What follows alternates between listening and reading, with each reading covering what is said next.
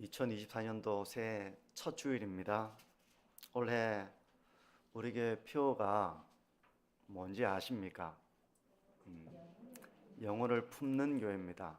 현수막도 아주 예쁘게 잘 만들어졌는데요. 영혼을 품는 교회. 제가 그동안 이제 우리 교회가 표어로 삼았던 그 핵심 단어들을 한번 정리를 해보니까 어떤 단어가 있었는가 하면 개혁 이런 단어가 있었고요. 거룩, 경건, 복음, 사명. 핵심 단어만 추려본다면 이런 단어들을 가지고 이런 핵심적인 가치들을 가지고 우리가 교회를 세워나가려고 힘쓴 지난 6년 동안의 시간이었습니다.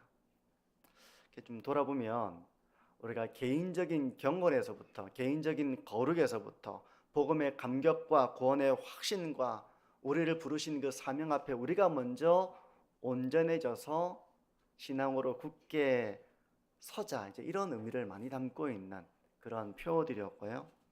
올해의 표어는 개인의 영적인 삶을 뛰어넘어서서 다른 사람들과의 관계를 어떻게 세워나갈 것인가, 다른 사람들을 어떻게 대할 것인가, 어떻게 우리가 영혼을 품을 것인가, 좀 개인적인 경건과 훈련과 이런 거룩과 내가 하나님의 말씀대로 변화되어지겠다라고 하는 이런 개인적인 경건을 뛰어넘어서서 이제 다른 사람들과 관계 속에서 우리 교회가 어떤 신앙의 길을 걸어갈 것인가, 이걸 좀 우리가 함께 올 한 해는 더 많이 생각하고 훈련하는 그런 한 해가 되었으면 좋겠습니다.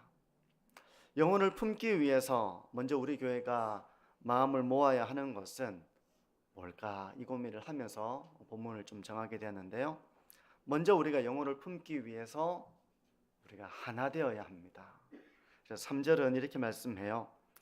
평안에 매는 줄로 성령이 하나 되게 하신 것을 힘써 지키라. 일반적인 그런 대화 가운데 사용하는 말은 아니기 때문에 조금 낯설게 와닿을 수 있는데요. 쉬운 말로 하자면 하나됨을 힘써 지키라는 것입니다. 분열하고 나뉘어지고 다투고 갈등하고 그런 모습이 아니라 하나 되기 위해서 힘써 지키라는 것입니다. 전쟁이 나면 성문을 굳게 지키잖아요. 그 성문이 무너지면, 성벽이 무너지면 성 안에는 적들이 파도처럼 밀려 들어와 가지고 다 박살이 나는 거 아니겠습니까? 그러니까 성문을 굳게 지키는 것처럼 바울은 에베소 교회 성도들을 향해서 하나됨을 힘써 지키라, 힘을 써서 지키라, 그렇게 권하고 있는 것입니다. 그것처럼 하나됨을 지킨다는 것은 우리가 힘쓰지 않으면 지키기 어려운 것입니다. 힘을 쓰지 않으면, 우리가 사력을 다하지 않으면 지키기 어려운 것이 교회 하나됨이에요. 마치 한 핏줄을 물려받은 형제가 서로 미워하지 않고 사랑으로 하나가 되는 것이 부모가 바라고 원하는 바인 것처럼 하나님은 우리가 하나가 되기를 원하시는 줄 믿으십시오. 그 다른 것들 가운데서도 우리가 하나됨을 힘써 지키기를 하나님은 원하신다는 것입니다. 부모로서 우리가 형제들을, 자녀들을 바라볼 때 싸우지 않고 미워하지 않고 하나됨을 힘써 지켜나가기를 바라는 것처럼 하나님이 우리에게 바라시는 것이 하나됨을 힘써 지키는 것입니다. 왜냐하면 우리를 부르신 성령도 한 분이시고 우리의 믿음의 대상인 예수 그리스도 주님도 한 분이시고 우리의 아버지 성부께서도 한 분 아버지이시기 때문에 우리는 바로 하나님 안에서 하나가 되어야 한다는 것입니다. 이것이 바로 4절에서 6절 가운데서 삼일체 하나님, 한 분 하나님에 대한 그 고백 가운데서 우리가 하나 되어야 한다라고 하는 그 근거를 말씀하고 있습니다. 근데 하나됨을 이루기 위해서는 우리가 성령 하나님께 순종해야 됩니다. 성령은 우리가 하나가 되도록 하시는데 우리가 이제 그것을 힘써 지키고 순종함으로써 하나됨을 이룰 수 있는 거예요.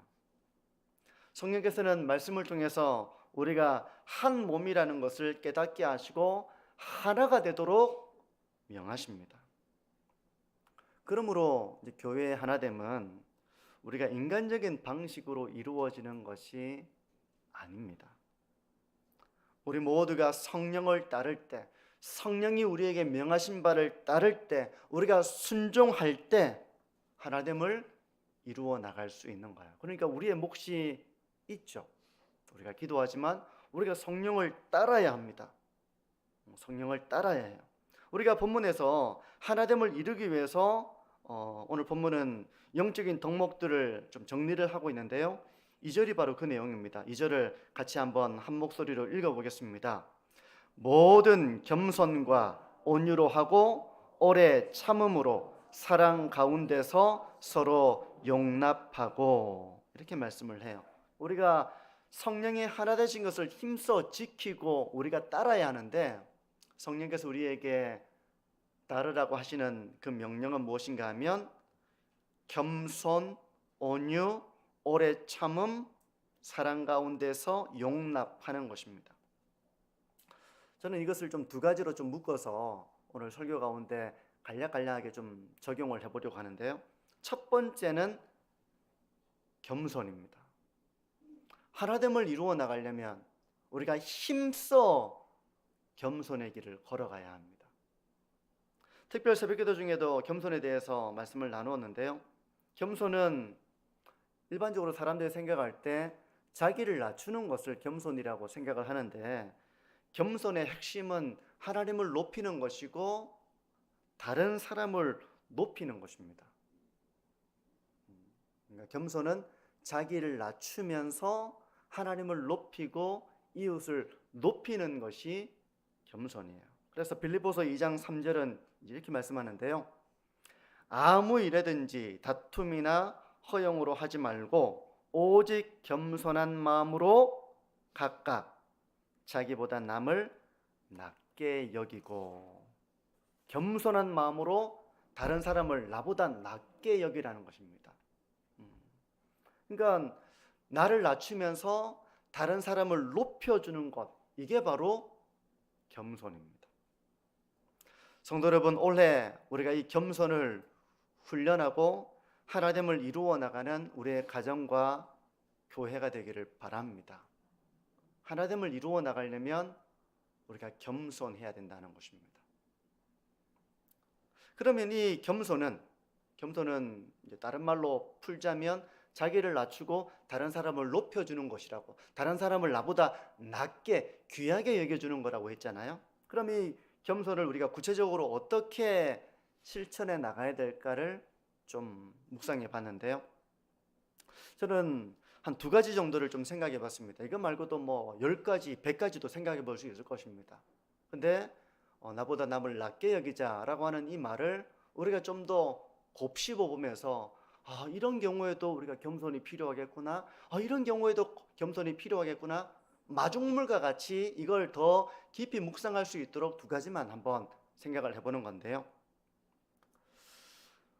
어떤 분이 이제 군인교회에 출석을 하게 되었답니다. 군인교회에 출석을 하게 되어서 이제 예배당에 앉으려고 했는데 앞자리부터 앉아야 되겠다 생각을 했더랍니다. 그래서 앞자리에 가서 이제 앉는데 자리가 다 정해져 있는 거예요.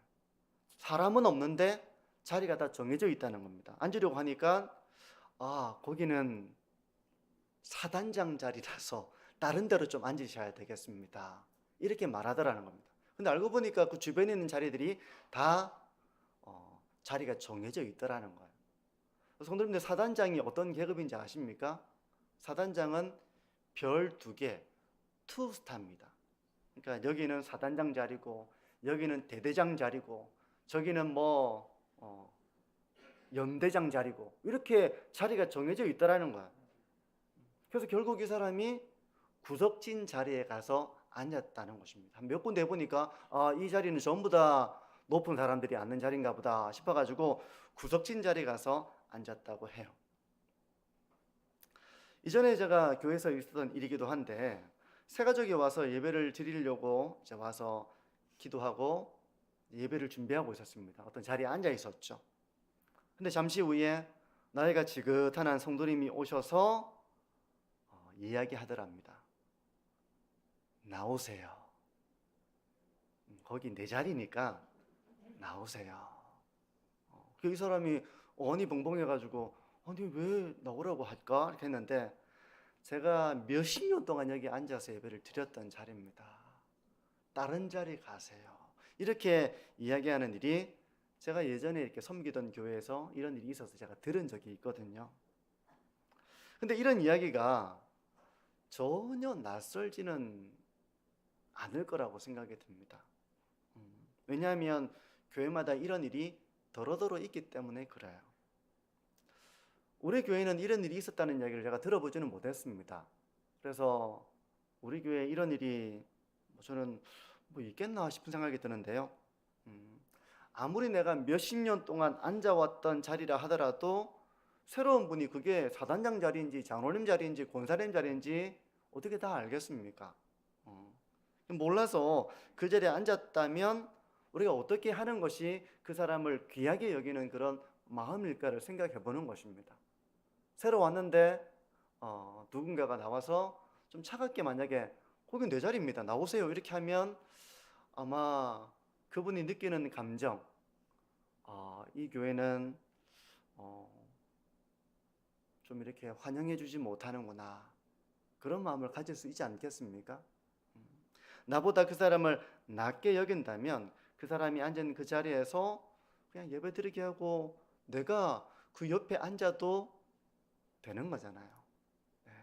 아주 사소한 문제지만 그 사람에게 다른 자리로 가서 앉아라고 말하기보다는 오히려 내가 다른 자리에 앉아서 예배를 드리는 것, 이것이 바로 겸손입니다. 나보다 그 사람을 귀하게 여겨주는 마음이에요.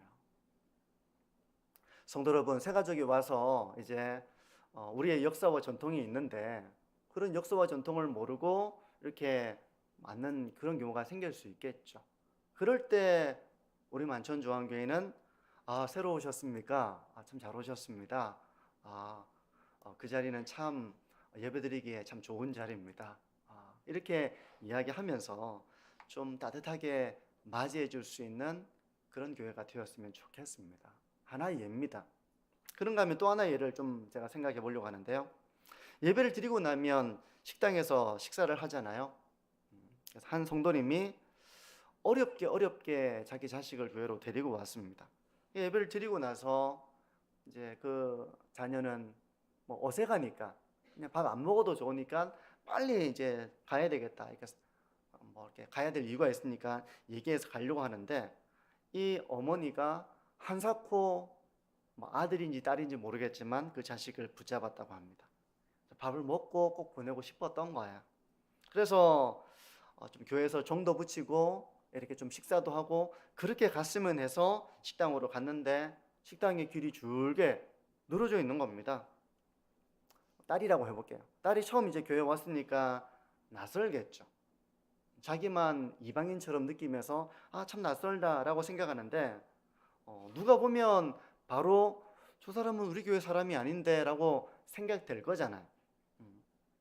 그래도 엄마가 붙잡아가지고 점심 먹고 가라고 하니까 올라오긴 했는데 길이 길게 늘어서 있는 겁니다.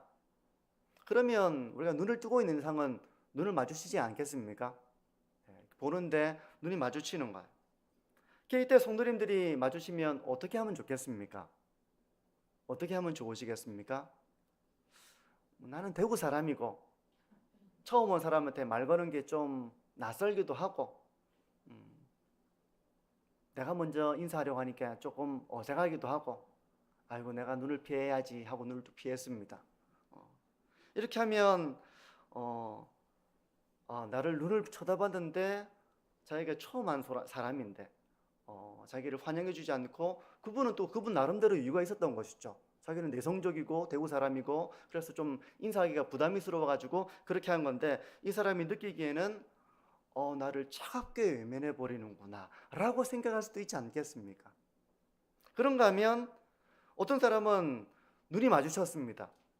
저도 이제 그런 경우가 있었는데요. 새로 이제 부임한 교회 가서 눈이 마주쳤는데 눈을 뚫어져라 쳐다보는 겁니다. 인사는 안 하고 계속 쳐다보니까 이제 그분이, 새로운 분이 이거 안녕하십니까 이렇게 인사를 하니까 그분이 그제서야 인사를 받고 자기 길을 가더라는 거예요. 만약에 이런 일이 생기면 상당히 좀 새로운 분이 이 교회는 상당히 좀 분위기가 위압적으로 이렇게 느껴질 수 있는 이제 그런 교회 분위기가 되겠죠. 우리 교회 상황은 아닙니다. 처음 온 분을 향해서 우리가 만나면 아주 정겨움과 따뜻함으로 그 사람을 맞이할 줄 아는 이런 우리 교회가 되었으면 좋겠습니다. 보통 처음 교회 오면 정겹고 따뜻함을 경험하기보다는 낯설고 불편함을 경험하기가 쉽습니다. 당연하죠. 이때 그 마음을 헤아려 줄 아는 그런 성도님이 계실 때 마음으로 이렇게 생각할 수 있죠. 오늘 처음 오셨나 보네. 누구 딸인가?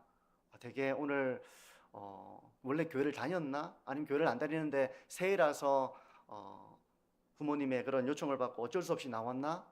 어땠을까? 불편했겠지. 낯설지 않을까? 이런 마음을 인지해가지고 그 마음이 불편하지 않도록 따뜻하게 다가가 주는 겁니다. 안녕하세요.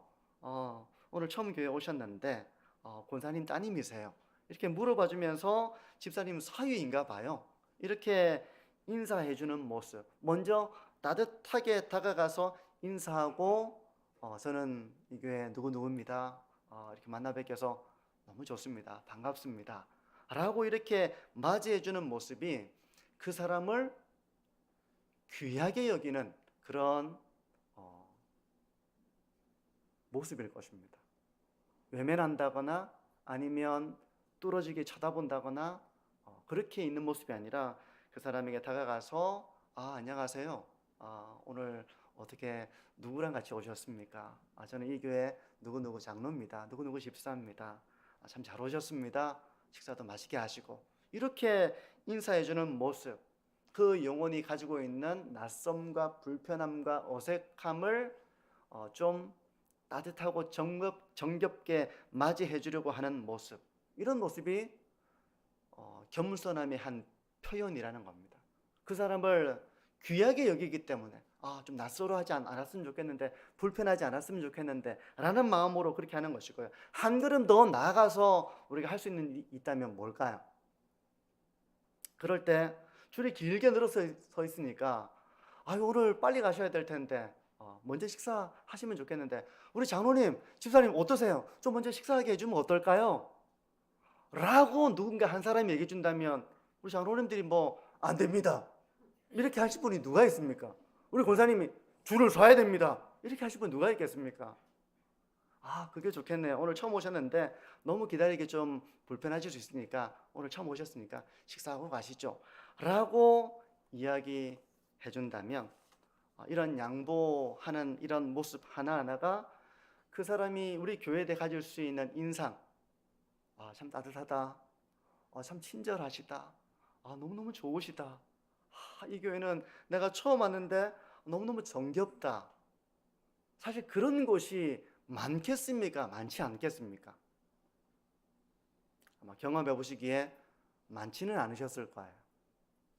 내가 비집고 가서 내가 스스로 생존하기까지는 아주 험난한 길을 걸어가야 되는 것이 낯선 곳에서 우리가 정착하는 방식이거든요. 그렇게 하지 않도록 따뜻하게 그 영혼을 맞이해주는 모습, 이게 바로 겸손하게 그 사람을 나보다 낮게 귀하게 여기는 모습이에요. 이것 말고도 훨씬 많습니다. 성도 여러분, 겸손하게 나보다 남을 낮게 여기는 이런 신앙의 모습을 통해서 우리가 영혼을 따뜻하게 맞이하고 하나됨을 이루어 나가는 그런 우리 교회가 되어지기를 바랍니다. 하나됨을 이루기 위한 영적인 동목, 첫 번째가 이 겸손이라면 두 번째는 나머지 세 개가 좀 묶어진다고 이제 봐요. 어떤 게 있죠? 온유, 오래 참음, 사랑으로 용납. 온유, 오래 참음, 용납. 다 사랑의 모습들입니다. 사랑의 각각의 모습들이라고 말할 수 있어요. 이 세 가지를 하나의 공통점으로 묶어볼 수 있는데, 온유는 보통 언제 잃어버리기가 쉽습니까? 온유. 사람 이름 온유도 있죠. 네. 온유. 언제 온유를 잃어버리기가 쉽습니까? 아주 화가 날 때, 불쾌할 때 온유 잃어버리기 쉽습니다. 오래 참음, 언제 오래 참기 어렵습니까? 화가 날 때, 네. 분한 마음이 들 때 오래 참기가 어려워요. 용납도 마찬가지입니다.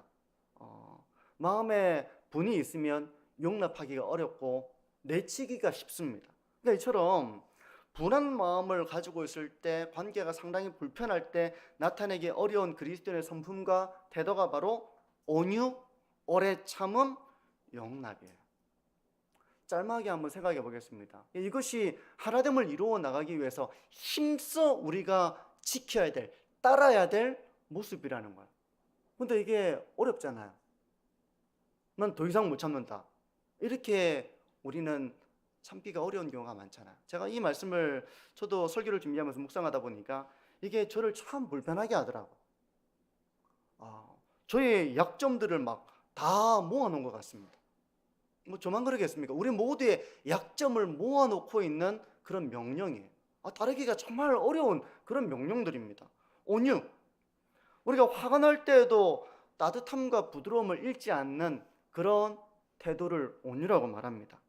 저 사람은 참 온유한 사람이야 라고 할 때 그 사람은 따뜻하고 부드러운 사람이에요. 근데 이 온유가 우리가 개인적으로 마음으로는 엄청 화가 나 있는데 겉으로 온유한 척하는 것을 말하는 것은 아닙니다. 이 온유는 하나님을 경외하는 데서 비롯된 자기를 통제하는 성품이에요. 예전에 제가 온유에 대해서 설교할 때 한 짐승의 비유를 했는데 기억이 나십니까? 야생마에 제가 비유했던 적이 있거든요. 근데 야생마가 길들여진 야생마를 온유라고 설명할 수 있습니다. 야생마는 힘이 넘치잖아요. 힘이 없어서 고분고분한 게 아닙니다. 힘이 넘쳐요. 하지만 그 힘을 주인의 명령을 따라서만 사용하는 게 바로 명마의 모습인 것처럼 온유란 바로 그런 의미입니다. 그 사람이 비실비실하고 약하고 이렇게 해서 부드러움을 취하는 것이 아니라 그 사람은 상당히 강합니다. 하지만 하나님에 의해서 그 힘을 통제할 줄 아는 성품이 바로 온유예요. 그러니까 이제 온유한 사람들, 어떤 사람들이 하면 학교에도 보면 힘이 없는 아이들은 되게 고분고분하고 부드럽잖아요. 그러니까 온유라고 하는 것은 힘이 없어서 어쩔 수 없이 나를 보호하기 위한 수단으로 이런 태도를 취하는 것이 아니라 그 반에서 힘도 아주 세고 아이들한테 영향력도 있는데 상당히 자기의 감정을 철저하게 통제하면서 부드러움과 따뜻함을 가지고 있다면 그건 성경이 말씀하는 온유의 비유를 해볼 수 있는 겁니다. 우리가 특히 화가 날 때 선을 정해두지 않고 우리가 화가 나도 선을 정해놔야 되잖아요. 선을 정해두지 않고 만약에 분노를 표출한다면 그럼 관계가 깨어지기 너무 쉽습니다. 그런데 이런 분한 마음을 삭히는 게 쉬우세요? 어려우세요? 어려워요. 저도 어렵습니다. 저도 어려워요. 교회 내에서 상대방이 분노할 만한 일을 만들지 않는다면 참 좋겠지만 가정에서도 마찬가지겠죠. 근데 우리가 때로 화가 날 때가 있습니다. 마음이 상할 때가 있습니다. 가정에서든 교회에서든 살아가는 삶의 자리에서든. 그래서 이런 우리의 분한 마음으로 우리의 말과 행동이 통제 없이 이루어질 때가 없는 사람은 없을 것입니다. 우리는 모두 온유하지 못한 성품이 있습니다. 그렇기 때문에 온유함을 힘써 따라야 하는 것입니다. 화가 나고 내가 정말 마음이 상했을 때도 따뜻함과 부드러움으로 상대방을 대할 줄 아는 것이 바로 신앙입니다. 신앙이 있는데 이게 없다면 신앙이 부족한 거죠. 그러니까 우리는 신앙이 부족한 면이 있습니다. 혹 한 사람이 실수를 하고 잘못을 했다 하더라도 다른 사람이 온유하게 그것을 받아줄 수만 있다면 공동체는 하나됨을 깨뜨리지 않고 하나됨을 지켜 나갈 수 있게 된다는 것입니다. 성도 여러분, 우리가 올 한 해 성령이 하나 되신 것을 힘써 지켜 나가라고 할 때 이 온유함을 힘써 훈련하는 우리 모든 성도님들, 저와 우리 성도님들이 되시기를 바랍니다. 이게 없이는 힘써 지킬 수가 없습니다. 어느 정도 지키다가 이제는 저는 못 지킵니다, 이렇게 우리가 하는 경우 하나님이 꿰어지게 된다는 것입니다. 오래 참음도 우리가 화가 나거나 실망하거나 마음이 상하거나 할 때 참는 것을 말합니다. 참는 거예요.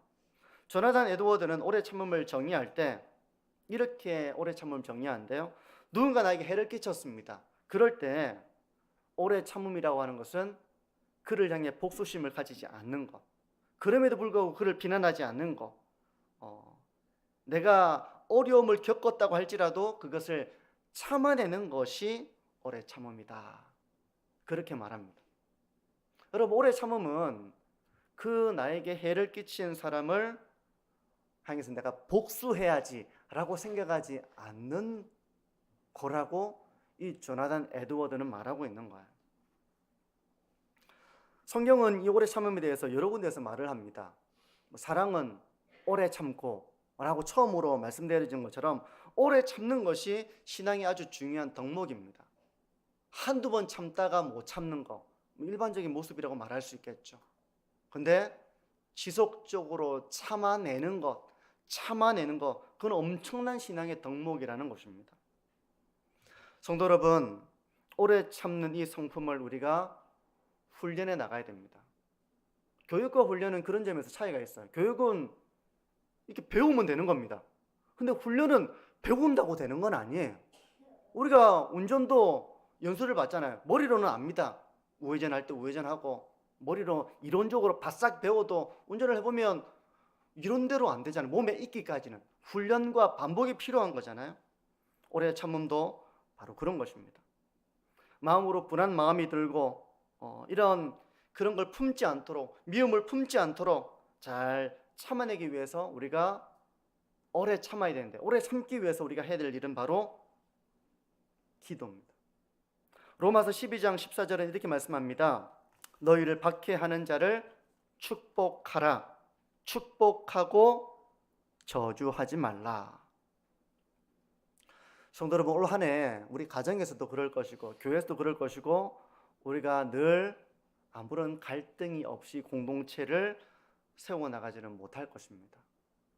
우리가 완벽하지 못하고 완연하지 못하기 때문에 그래요. 그로 인해서 우리가 마음이 상할 때도 있고 불안 마음이 들 때도 있을 것입니다. 이럴 때 우리가 훈련해야 되는 것이 바로 오래 참음이에요. 이를 위해서 우리는 기도해야 됩니다.